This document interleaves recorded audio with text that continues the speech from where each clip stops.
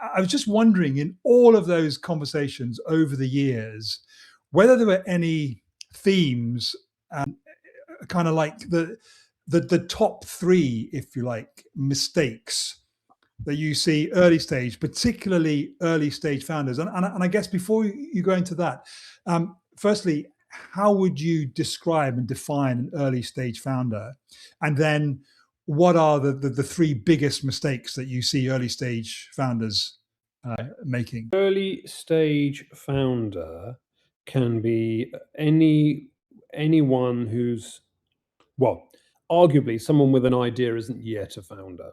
But if they've sort of started to make steps towards making it real, whether that's writing things down, doing research, even starting creating technology, reaching out to people for help, all those things, I believe start make you a founder, because you have to start somewhere.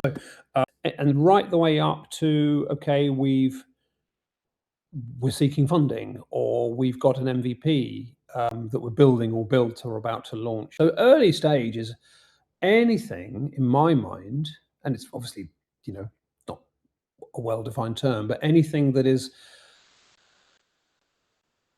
kind of pre-market fit. But anything that is like, we're still experimenting, we're still learning, we're still working out what works and what doesn't work, and what people need and how to deliver it, and what the right pricing model is, and all that kind of early R&D experimentation research phase. Well, I mean, I certainly don't advocate reaching out to investors until you're ready. So I'm going to start speaking to investors, and I'm like, are you investor ready? I have never heard of that term.